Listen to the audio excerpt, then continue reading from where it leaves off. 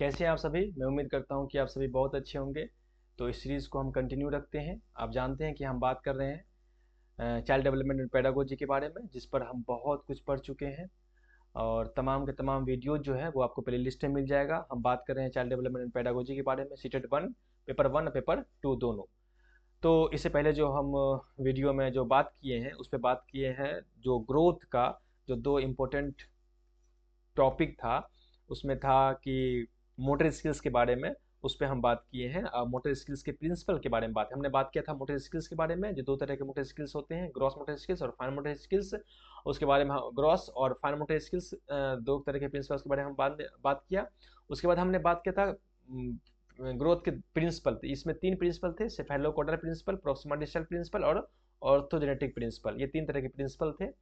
आगे हम बात कर लेते हैं इससे रिलेटेड कुछ क्वेश्चंस को।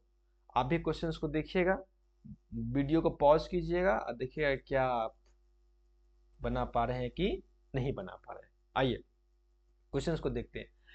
पहला क्वेश्चन बताता है, which of the following is an example of gross motor skills. कौन सा ग्रॉस मोटर स्किल्स का एग्जांपल है, यानी कौन सा बड़ी मांसपेशियों का एग्जांपल है, बड़ी मांसपेशी का एग्जांपल है कौन ये मतलब option. Cutting paper with scissors, यानी सीजर्स कैंची से पेपर को काटना, ये तो छोटी मांसपेशियों एग्जांपल है ना, ये तो फाइन मोटर स्किल्स का एग्जांपल है ना, फाइन मोटर स्किल्स का एग्जांपल है ये। अच्छा, बैलेंसिंग ऑन 1 फुट, एक पैर पे बैलेंस बनाना, बिल्कुल ये जो है एक पैर पे, ये ग्रॉस, क्योंकि यहाँ बड़ी मांसपेशियां इस्तेमाल हो रही है इसलिए ग्रॉस मोटर स्किल्स का पार्ट है। ठीक है। अच्छा, राइटिंग लेटर, खत लिखना, खत लिखना जो है ये क्या है, उंगली का इस्तेमाल हो रहा है इसलिए इसका मतलब यहाँ जो है फाइन मोटर स्किल्स का इस्तेमाल होगा। ठीक है। थ्रेडिंग ए नीडल, नीडल धागे में नीडल पिरोना, नीडल में धागे पिरोना, जो सुई पिरोते हैं, तो वो क्या है, वो भी तो फाइन मोटर स्किल्स, उसमें तो हम फिंगर का इस्तेमाल करते हैं, उसमें फाइन मोटर स्किल्स का इस्तेमाल हो रहा है। इसका मतलब ग्रॉस मोटर स्किल्स का एग्जांपल क्या है, example number B, balancing on 1 foot, एक पैर पर बैलेंस बनाना, ये ग्रॉस मोटर स्किल्स का एग्जांपल है। आइए, fine motor skills primarily involves, prime motor skills में क्या इन्वॉल्व है, किसे प्राइम फाइन मोटर स्किल्स क्या है, इसमें क्या इन्वॉल्व है। Large muscles movement, large muscles movement जो है वो ग्रॉस मोटर स्किल्स है। ठीक है ना। फुल बॉडी कोऑर्डिनेशन, पूरा बॉडी का कोऑर्डिनेशन जो है उसमें हम धड़ का इस्तेमाल कर रहे हैं, पैर का इस्तेमाल कर रहे हैं, हाथ का इस्तेमाल कर रहे हैं, मतलब उसमें भी हम ग्रॉस मोटर स्किल्स का इस्तेमाल कर रहे हैं। अच्छा, स्मॉल प्रेसिस मोमेंट, छोटा प्रेसिस मोमेंट जो है इसमें हम बिल्कुल इस्तेमाल कर रहे हैं फाइन मोटर स्किल्स का, इसलिए ये आंसर हो जाएगा। अच्छा, कोर स्ट्रेंथ, जो सेंटर का स्ट्रेंथ है ये भी ग्रॉस मोटर, यानी धड़ का इस्तेमाल कर रहे हैं तो ग्रॉस मोटर स्किल्स, इसलिए इसका आंसर हो जाएगा आंसर नंबर सी। ठीक है। नेक्स्ट क्वेश्चन आइए, बोलता है कि which task would most likely improve fine motor skills. छोटी मांसपेशियों को इंप्रूव करने के लिए, बेहतर करने के लिए किस टास्क का इस्तेमाल करेंगे, कौन से काम बच्चे को देंगे। प्रैक्टिसिंग जंपिंग जैक, क्या बच्चे को जंप कराएंगे, जंप करने में तो बड़ी मांसपेशियां इस्तेमाल हो रही है तो ये बिल्कुल नहीं होगा। ड्राइंग विथ क्रेयॉन्स, मतलब जो होता है, जो बड़े बड़े बोर्ड होते हैं उस बोर्ड पे ड्राइंग कराना, ये बिल्कुल ड्राइंग कराना होगा, ये फाइन मोटर स्किल्स से डेवलप होगा, इसमें हम बच्चे उंगली का इस्तेमाल करेंगे, फाइन मोटर स्किल्स। अच्छा, किकिंग ए सूजर बॉल, नहीं बॉल को किक मारना, बॉल में को किक मारने में पैर का इस्तेमाल होगा, तो पैर का इस्तेमाल करना तो ग्रॉस मोटर स्किल्स, ये नहीं होगा।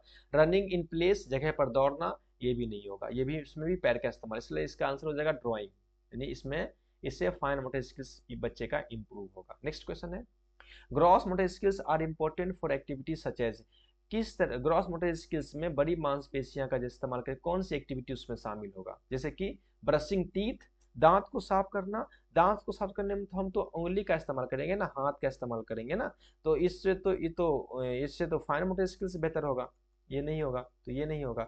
अच्छा, टाइंग शू लेस, जो पैर की जो फीते बांधेंगे, मतलब जूते की जो फीता बांधेंगे उसमें भी फाइन उंगली का इस्तेमाल होगा, ये भी नहीं होगा। उसके बाद है क्लिम्बिंग स्टेयर्स, यानी कि क्लाइंबिंग स्टेयर्स, यानी कि जो सीढ़ी होता है, सीढ़ी पे चढ़ना, तो उसमें भी ग्रॉस मोटर स्किल्स का इस्तेमाल करेंगे, पैर का इस्तेमाल करेंगे तो ये भी नहीं होगा। पेंटिंग, जब पेंट करेंगे तो उसमें ग्रॉस मोटर स्किल्स, उसमें फाइन मोटर स्किल्स इस्तेमाल, सॉरी, तो उसमें भी पेंटिंग में फाइन मोटर स्किल्स से इस्तेमाल होगा, तो ये भी नहीं। यानी इसका आंसर हो जाएगा, सॉरी यहाँ तो ये हो गया, मैं थोड़ा सा दिमाग में कहीं और चला गया, तो ये इसको मैं रब कर देता हूँ।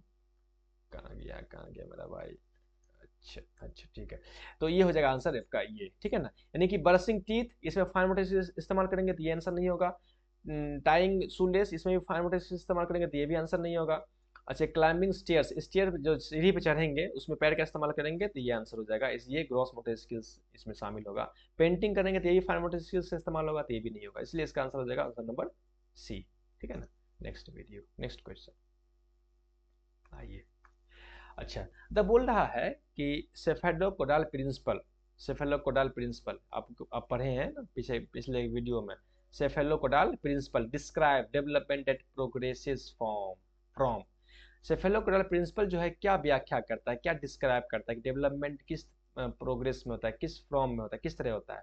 तो आप जानते हैं ना, सेफेलोकोडाल प्रिंसिपल का मतलब होता है कि डेवलपमेंट जो है हेड टू टो होता है ना, हेड टू टोज होता है, यानी कि सर से नीचे की तरफ, यानी टॉप से लेकर के टॉप से डाउन की तरफ होता है ना, ये होता है, ये प्रिंसिपल है सेफेलोकोडाल। आइए, the feet to the head, feet यानी पैर से सर की तरफ, बिल्कुल नहीं।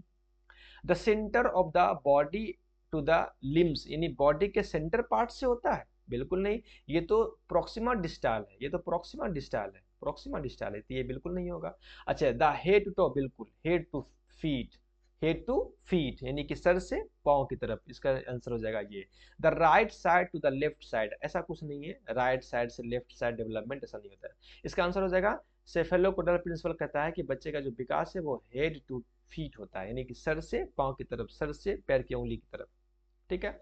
नेक्स्ट 6 नंबर क्वेश्चन है कि the proximodistal development growth progresses, ये प्रोक्सिमा डिस्टल डेवलपमेंट क्या है।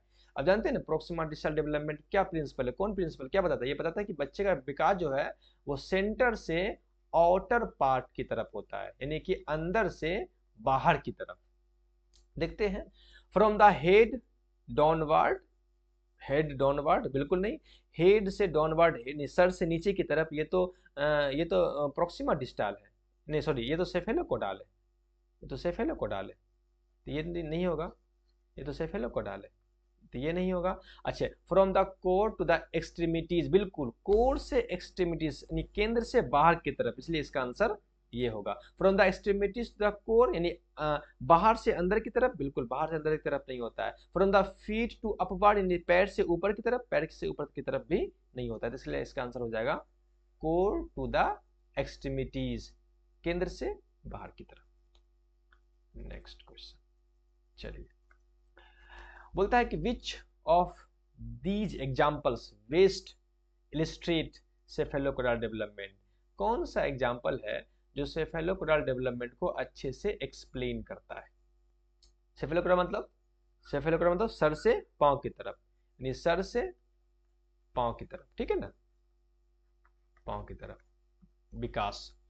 ए baby uses hand movement before finger movement, एक बच्चा हैंड मूवमेंट इस्तेमाल करना पहले सीखता है बिफोर फिंगर यानी फिंगर मूवमेंट से, यानी बच्चा हैंड मूवमेंट इस्तेमाल करना पहले सीखता है, बाद में फिंगर मूवमेंट इस्तेमाल करना सीखता है। ये क्या है, ये सेफेलोकोडाल नहीं है, ये बताता है कि बच्चे का विकास जो है सेंटर से बाहर की तरफ हो रहा है, यानी बच्चा पहले हैंड को मूवमेंट करना सीख रहा है, तब फिंगर को मूवमेंट करना सीख रहा है, यानी बच्चे का विकास अंदर से बाहर की तरफ हो रहा है। इसका मतलब ये क्या है, ये है प्रोक्सिमा डिस्टाल, प्रोक्सिमा डिस्टाल, ठीक है ना, तो ये नहीं होगा। अच्छा, a baby learns to control head movements before sitting up, बिल्कुल, एक बच्चा सीखता है कंट्रोल करना हेड मूवमेंट, अपने सर के मूवमेंट को कंट्रोल करना सीखता है बिफोर सिटिंग अप, बैठने से पहले, यानी बच्चा बैठने में बच्चा क्या इस्तेमाल करेगा, बैठने में बच्चा अपना बैक का इस्तेमाल करेगा, अपने धड़ का इस्तेमाल करेगा, यानी बड़ी मांसपेशियों का इस्तेमाल, यानी नीचे की मांसपेशियों का इस्तेमाल करेगा, और हेड क्या है, ऊपर की मांसपेशी इस्तेमाल कर रहा है, यानी बच्चे का विकास, ये बता रहा है कि बच्चे का विकास सबसे पहले हेड की तरफ हो रहा है, तब बच्चे की सिटिंग अप नीचे की तरफ हो रहा है, इसका मतलब आंसर इसका बिल्कुल यही होगा। A baby sits before rolling over, यानी बच्चा बैठता है रोलिंग करने से पहले, यानी बच्चा रोल करने से पहले बैठना सीख जाता है। ये भी नहीं, ये नहीं है। अच्छा, a child writes before learning to speak, यानी बच्चा बोलने से पहले लिखना सीख जाता है, बोलने से पहले लिखना, तो ये भी नहीं है, ये तो उल्टा ही कर दिया इसको, तो ये आंसर नंबर हो जाएगा बी। बोलता है proxima distal principle help explain why babies, ये प्रोक्सिमा डिस्टल जो है वो बेबीज को कैसे एक्सप्लेन करता है, क्या लक्षण होता है बेबी के अंदर, प्रोक्सिमा डिस्टल में बेबी के अंदर क्या एक्टिविटीज होती है।